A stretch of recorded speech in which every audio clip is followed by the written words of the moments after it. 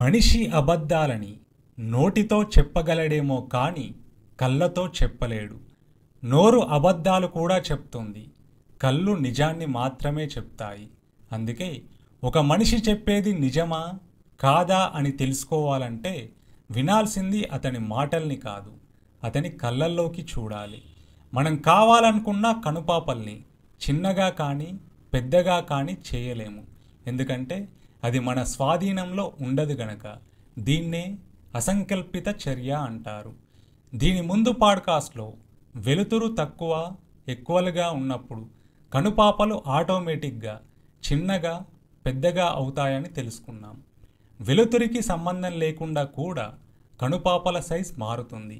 For example, ఒక అబ్బాయికి బాగా నచ్చిన అమ్మాయి గనక చాలా రోజుల తర్వాత కనిపించిందనుకో, తన రూపం మొత్తాన్ని అతని హృదయంలోకి తీసుకోవాలనుకున్నట్లుగా అతని కళ్ళు విశాలంగా మారుతాయి.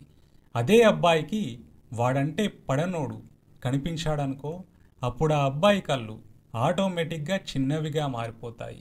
అయితే ఈ కనుపాప చిన్నగా కానీ పెద్దగా కానీ మారడానికి కారణం కనుపాప చుట్టూ ఐరిస్ అనే కండర చట్రం ఉంటుంది. ఈ చట్రపు సంకోచ వ్యాకోచాల వల్లే కళ్ళు చిన్నవిగా పెద్దవిగా మారుతాయి. కనుపాపని ఐరిస్ని మూస్తూ కార్నియా అనబడే ఒక ట్రాన్స్పరెంట్ పదార్థం ఉంటుంది.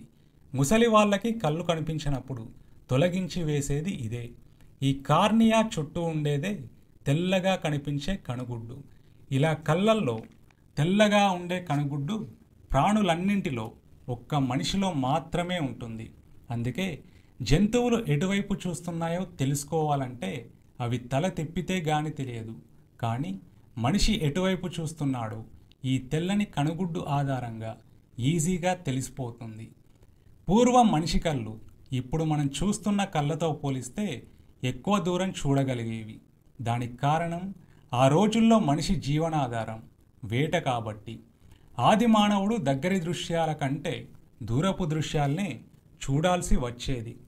నిజానికి దూరంగా ఉన్న ఒక వస్తువును చూడడం కంటే దగ్గరగా ఉన్న ఒక వస్తువుని చూడడానికి కళ్ళు ఎక్కువ స్ట్రెస్ ఫీల్ అవుతాయి. నీకో విషయం తెలుసా?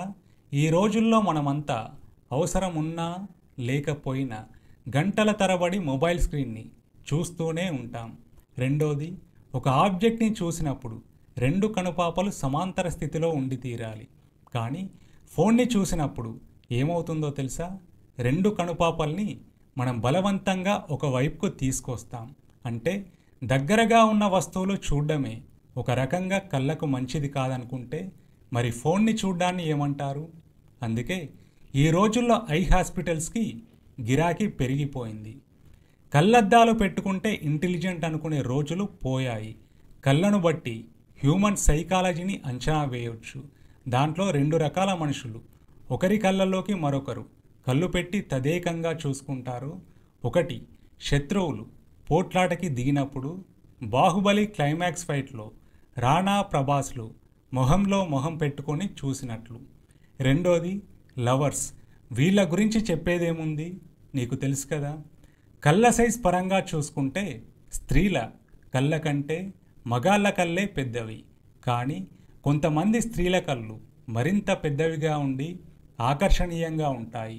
ఒక స్త్రీ కిందికి చూస్తుందంటే వినయవతి అని అర్థం. పురుషుడు ముందు చూపుల్ని తప్పిస్తూ అటూ ఇటూ చూసే స్త్రీ చెంచల స్త్రీ అని అర్థం.